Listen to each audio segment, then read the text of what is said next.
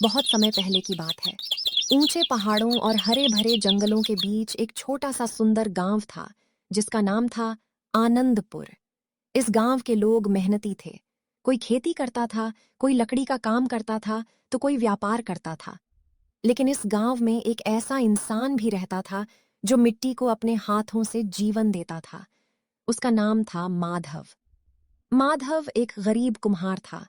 उसके पास धन नहीं था, बड़ा घर नहीं था, लेकिन उसके पास एक ऐसी कला थी जो हर किसी के पास नहीं होती।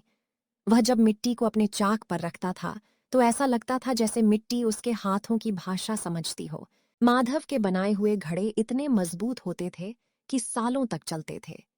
उसकी बनाई सुराहियां गर्मी में पानी को ठंडा रखती थीं और उसके मिट्टी के दिए त्योहारों में पूरे गांव को रोशन कर देते थे। लेकिन समय बदल रहा था। कुछ साल पहले तक लोग माधव के घर के बाहर लाइन लगाकर बर्तन खरीदते थे, लेकिन अब गांव में एक नया व्यापारी आ गया था। उसका नाम था धनराज। धनराज शहर से चमकदार पीतल और लोहे के बर्तन लाया था। आइए, देखिए, शहर के सबसे सुंदर और मजबूत बर्तन। अब पुराने मिट्टी के बर्तनों को भूल जाइए। लोग उसकी चमकदार चीजों की तरफ आकर्षित होने लगे। धीरे धीरे माधव की दुकान पर ग्राहक कम होने लगे। शाम के समय माधव टोकरी लेकर घर लौटता है। आ गए माधव। आज बाजार कैसा रहा? माधव कुछ देर चुप रहता है। क्या हुआ, कुछ बोल क्यों नहीं रहे? आज भी ज्यादा कुछ नहीं बिका गौरी, सिर्फ 2 छोटे दिए। लेकिन घर का राशन खत्म होने वाला है, चंपा की दवा भी लानी है। गौरी की आवाज में चिंता थी। माधव ने अपनी पत्नी की तरफ देखा। वह जानता था कि गरीबी सिर्फ खाली जेब नहीं होती, बल्कि अपने परिवार की जरूरतें पूरी न कर पाने का दर्द भी होती है। तभी उनकी बेटी चंपा वहां आई। चंपा केवल 10 साल की थी, लेकिन उसका दिल बहुत बड़ा था। बाबा, आप उदास मत हुआ करो। बेटी, मैं उदास नहीं होना चाहता, लेकिन जब अपने परिवार को तकलीफ में देखता हूं तो दिल दुखता है। बाबा, आपकी बनाई चीजों में आपका प्यार होता है। एक दिन सबको इसकी कीमत जरूर समझ आएगी। माधव ने बेटी के सिर पर हाथ फेरा। भगवान तुम्हें हमेशा खुश रखे बेटी। उस रात माधव को नींद नहीं आई। वह सोचता रहा कि आखिर वह ऐसा क्या करे जिससे उसका परिवार खुश रह सके। उसने आसमान की तरफ देखा। हे भगवान, मैंने कभी गलत रास्ता नहीं चुना। मैंने हमेशा मेहनत की है। अगर मेरी किस्मत में कुछ अच्छा लिखा है तो मुझे रास्ता दिखाइए। अगली सुबह माधव ने फैसला किया कि वह नदी के उस पार जाकर नई मिट्टी खोजेगा। शायद कोई अच्छी मिट्टी मिल जाए जिससे उसके बर्तन पहले से भी सुंदर बन सकें। वह अपनी टोकरी लेकर जंगल की ओर निकल पड़ा। रास्ता लंबा था, लेकिन उसके कदमों में उम्मीद थी। कई घंटे चलने के बाद वह एक शांत नदी के किनारे पहुंचा। ये जगह तो मैंने पहले कभी नहीं देखी। यहाँ की मिट्टी जरूर अच्छी होगी। माधव ने मिट्टी खोदना शुरू किया। कुछ देर बाद अचानक उसकी कुदाल किसी कठोर चीज से टकराई। ये क्या है? उसने धीरे धीरे मिट्टी हटाई। नीचे एक छोटा सा चमकदार पत्थर था जिस पर अजीब निशान बने हुए थे। जैसे ही माधव ने उसे छुआ, चारों तरफ सुनहरी रोशनी फैल गई। पेड़ों के पत्ते हिलने लगे, पक्षी उड़ गए। माधव डरते हुए बोला। कौन है? कौन है वहां? तभी एक आवाज आई। माधव, आप कौन है? सामने आइए। जिस चीज की तलाश तुम्हें नहीं थी वही तुम्हें मिल गई है। अचानक सफेद कपड़े पहने एक वृद्ध साधु पेड़ों के बीच दिखाई दिए। उनके चेहरे पर एक अलग ही चमक थी। डरो मत माधव। आप मेरा नाम जानते हैं? जो इंसान दूसरों के लिए अच्छा सोचता है उसे पहचानने के लिए नाम की जरूरत नहीं होती। साधु ने जमीन से थोड़ी मिट्टी उठाई। ये साधारण मिट्टी नहीं है, ये जादुई मिट्टी है। जादुई मिट्टी? हाँ, इससे बनाई गई वस्तुओं में विशेष शक्ति होगी। लेकिन याद रखना माधव, इस शक्ति का उपयोग केवल दूसरों की भलाई के लिए करना। अगर तुम्हारे मन में लालच आया तो यही मिट्टी अपना जादू खो देगी। मैं वचन देता हूं, मैं इसका गलत उपयोग नहीं करूंगा। मुझे तुम पर विश्वास है। इतना कहकर साधु धीरे धीरे रोशनी में गायब हो गए। माधव कुछ देर तक वहीं खड़ा रहा। उसके हाथ में थोड़ी सी चमकती हुई मिट्टी थी। उसे नहीं पता था कि यह मिट्टी उसकी जिंदगी बदलने वाली है, लेकिन साथ ही उसकी ईमानदारी की सबसे बड़ी परीक्षा भी लेने वाली है। माधव उस जादुई मिट्टी को लेकर अपने घर वापस आ गया। पूरे रास्ते उसके मन में कई सवाल चल रहे थे। क्या सच में यह मिट्टी जादुई है? क्या इससे मेरा परिवार गरीबी से बाहर निकल पाएगा? कहीं यह कोई सपना तो नहीं? लेकिन उसने साधु की बात याद रखी। इस शक्ति का उपयोग केवल दूसरों की भलाई के लिए करना। माधव ने तय किया कि वह पहले इस मिट्टी की परीक्षा करेगा। उसने अपनी पुरानी लकड़ी की चाक निकाली और थोड़ी सी जादुई मिट्टी ली। उसने अपने हाथों से एक छोटा सा दीपक बनाना शुरू किया। माधव जैसे जैसे मिट्टी को आकार दे रहा था, उसे एक अजीब सी गर्माहट महसूस हो रही थी।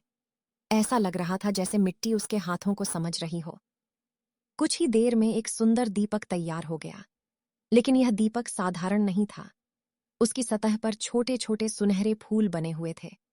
इतना सुंदर दीपक मैंने आज तक नहीं बनाया। माधव ने उस दीपक को आग में पकाने के लिए रखा।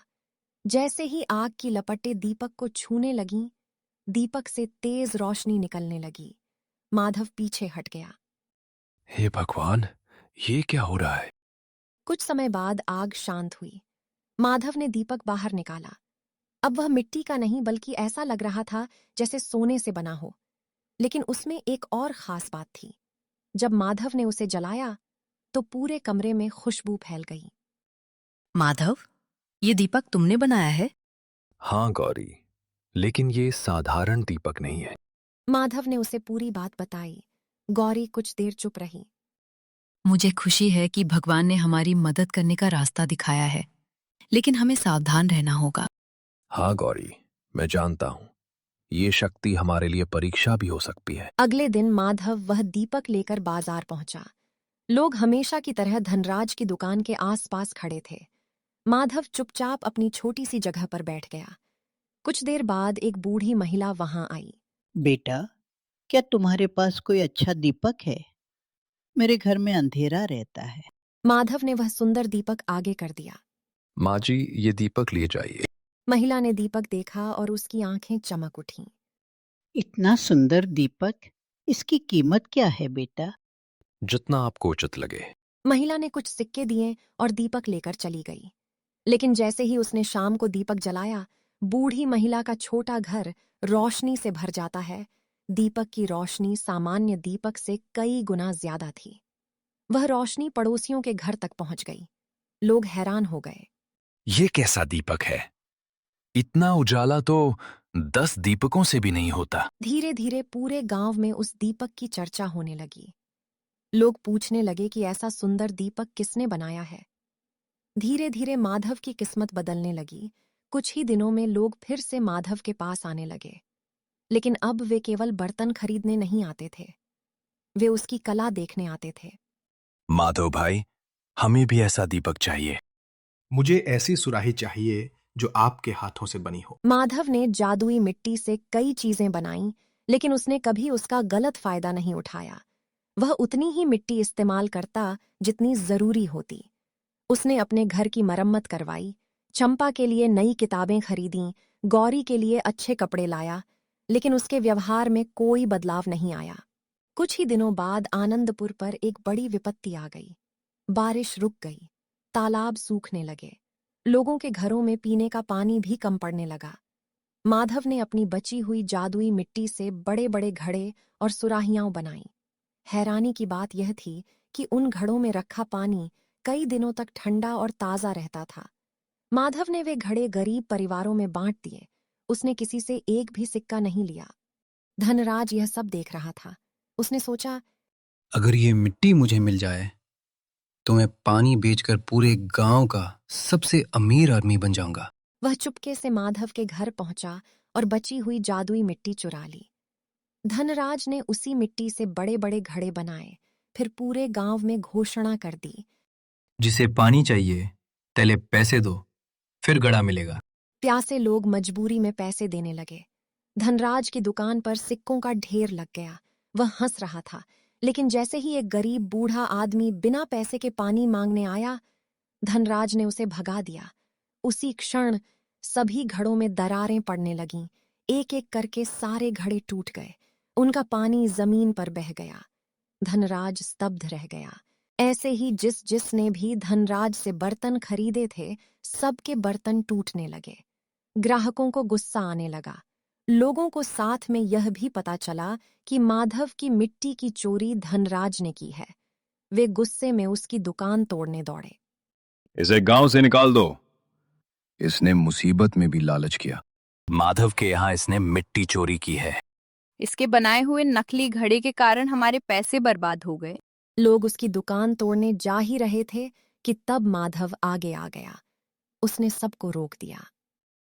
अगर हम भी गुस्से और बदले से काम लेंगे तो हमारे और उसके बीच क्या अंतर रह जाएगा। पूरा गांव शांत हो गया। उसी समय वही साधु प्रकट हुए जो माधव को नदी के किनारे मिले थे। उन्होंने मुस्कुराकर कहा, माधव, तुम्हें लगता था कि जादू मिट्टी में था, लेकिन असली जादू तुम्हारे कर्मों में था। फिर उन्होंने धनराज की ओर देखा। जिस हाथ में लालच हो, उस हाथ में कोई वरदान टिक नहीं सकता। फिर उन्होंने माधव से कहा, अब इस मिट्टी की तुम्हें जरूरत नहीं रही। उन्होंने अपनी छड़ी से जादुई मिट्टी को छुआ। वह धीरे धीरे साधारण मिट्टी बन गई। माधव चौंक गया। गुरुदेव, अब मैं क्या करूंगा। साधु मुस्कुराए और बोले, जब तक तुम्हारे हाथ ईमानदार है, हर मिट्टी तुम्हारे लिए जादुई है। इतना कहकर साधु हमेशा के लिए अदृश्य हो गए। कुछ महीनों बाद माधव अब साधारण मिट्टी से ही इतने सुंदर और मजबूत बर्तन बनाने लगा कि दूर दूर के राज्यों से व्यापारी आने लगे। लोग कहते थे, मिट्टी में नहीं, माधव के हाथों में जादू है। धनराज ने भी अपना लालच छोड़ दिया। उसने माधव से कुम्हारी सीखनी शुरू की और पहली बार उसने अपने हाथों से एक साधारण मिट्टी का दीपक बनाया। माधव मुस्कुराया और बोला, आज तुम्हारे हाथों में भी जादू की शुरुआत हो गई है। दोनों ही खुशी से हंसने लगे। उस दिन आनंदपुर ने एक बात हमेशा के लिए सीख ली, चमत्कार किसी वस्तु में नहीं, बल्कि इंसान के चरित्र, मेहनत और नीयत में छिपा होता है। दोस्तों, मैं आशा करता हूं कि यह वीडियो आपको पसंद आया होगा। आपका एक लाइक और सब्सक्राइब ऐसे ही और वीडियो बनाने के लिए हमें प्रेरित करता है।